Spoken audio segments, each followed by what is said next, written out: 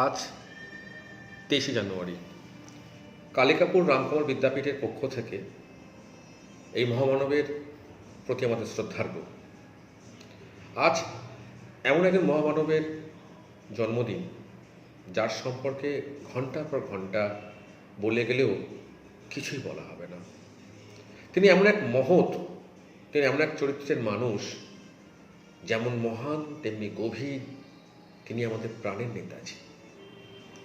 নেতাজি একটা 3 অক্ষরে একটা নাম, একটা মন্ত্রের মতো নাম, যা প্রতিটা দেশের যা দেশপ্রেমিক তাদের হৃদয়ে ঝড় তোলে।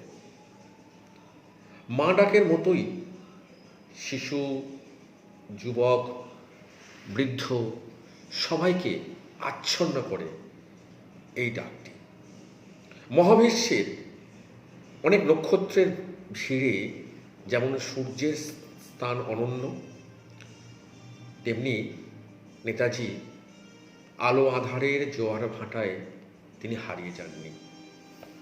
বহু রক্তক্ষয়ী সংগ্রামের মাধ্যমে আমাদের বহু আকাঙ্ক্ষিত স্বাধীনতা এসেছে, আর এই রক্তক্ষয়ী সংগ্রামের তাদের হাত ধরে আজ আমরা স্বাধীন। তাদের দলে এক আগুন ঝরানো নাম নেতাজি সুভাষচন্দ্র বসু। 1897 সালের 23শে জানুয়ারি উড়িষ্যার কটক শহরে জানকীনাথ বসু ও প্রভাবতী দেবীর সন্তান সুভাষ জন্মগ্রহণ করেন। তার জীবনের গতিপথ আমাদের অনেকেরই পড়া, পাঠ্য বইয়ে পড়েছি, আমরা জানি। আমি সে বিষয়ে বিস্তারিত যাচ্ছি না।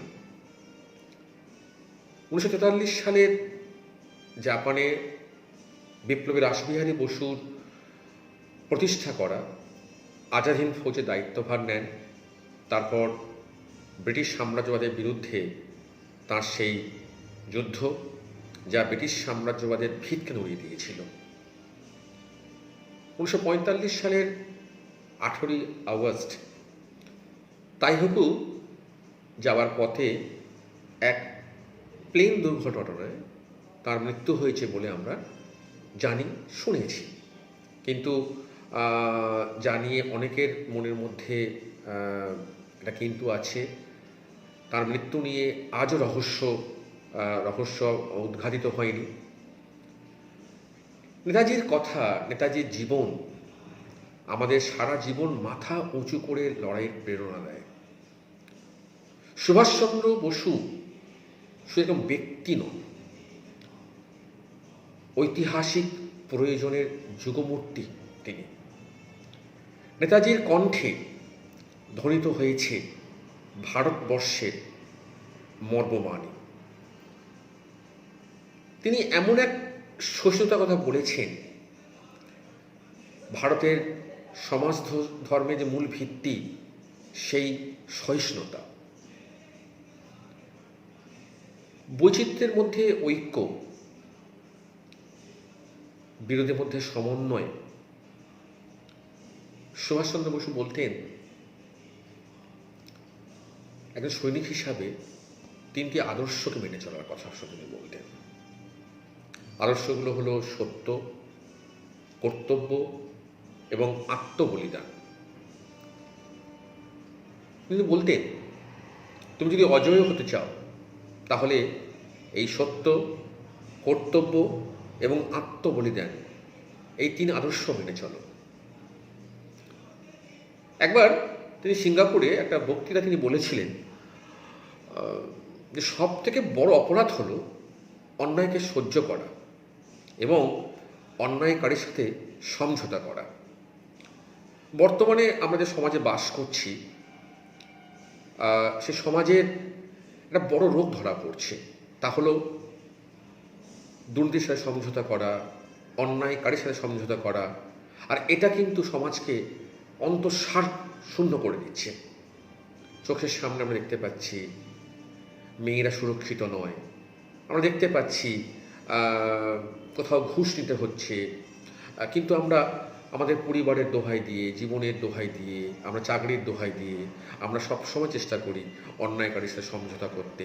আমরা অন্যায় দেখেও আমরা চোখ বন্ধ করে থাকি, সমঝোতা করি আমরা। কিন্তু নেতাজি বলতেন এই সমঝোতা হলো সবচেয়ে বড় অপবিত্র বস্তু। তিনি বলতেন আমাকে তৈরি করেছে সংঘর্ষ, আর এই সংঘর্ষই আমার মধ্যে আত্মবিশ্বাস উৎপাদন করেছে যা আগে ছিল না।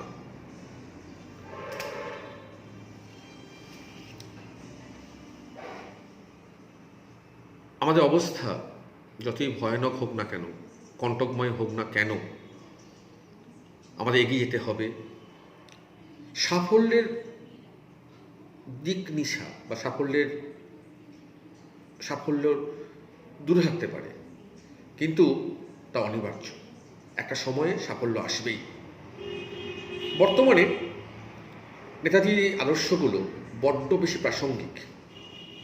আমরা রাস্তায় কাউকে পড়ে থাকতে দেখিয়েও সাহায্যের হাত বাড়াই না। কেউ অসুস্থ, তাকে দেখেও আমরা সাহায্যের হাত বাড়াই না। আমরা সবসময়, একটু আগেও বলেছি, যে অন্যায় যা কিছু খারাপ তার সাথে একটা সমঝোতা করার চেষ্টা করি, আমরা জাস্টিফাই করার চেষ্টা করি। আমরা শুধুমাত্র আমরা নিজের ভালো, পরিবারের ভালো এটা দেখি আমরা, কিন্তু এটা করলে হবে না। আমাদের এমন একটা পথ বেছে নিতে হবে যে পথ আমাদের ভবিষ্যৎ প্রজন্মকে সুরক্ষিত করবে। সেই পথ হলো নেতাজির পথ। এই পথে হয়তো পরিশ্রম আছে, দুঃখ আছে, কিন্তু তৃপ্তিও আছে। তিনি আমাদের মাঝে আছেন। আজ যখন মানুষ আপোষহীনভাবে জীবনের লড়াই চালিয়ে যায়, তখন নেতাজির কথা আমাদের উদ্বুদ্ধ করে।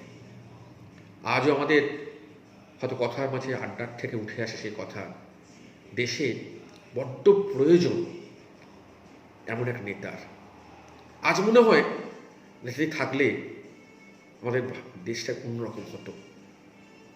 আমরা এই মহান দেশনায়ককে বাঁচিয়ে রেখেছি আমাদের অন্তরের মধ্যে। আমাদের প্রত্যেকটা শ্বাসের অণুতে, পরমাণুতে এই নামটা জপি আমরা। নেতাজি মানে সেই সৃষ্টি যা ধ্বংসহীন, চিরন্তন। নেতাজি মানে আপোষ নয়, সংগ্রামী জীবন। নেতাজি মানে মানুষের মনে বিরাজিত দেবতা। নেতাজি মানে রক্ত লেখায় অর্জিত স্বাধীনতা। সবাইকে আরও একবার শুভেচ্ছা, শুভকামনা। আসুন না আমরা এই দিনগুলো যখন পালন করি, আমাদের প্রতি মুহূর্তে এটা মনে হয় এই পালনের মধ্য দিয়ে হয়তো ফিরে আসবেন না, কিন্তু তার আদর্শে যদি আমরা একটুখানি অনুপ্রাণিত হতে পারি, আমাদের ভবিষ্যৎ প্রজন্মকে এগিয়ে দিতে পারি, তাহলে এই জন্মদিন পালনের সার্থকতা আসবে বলে মনে করি। ধন্যবাদ।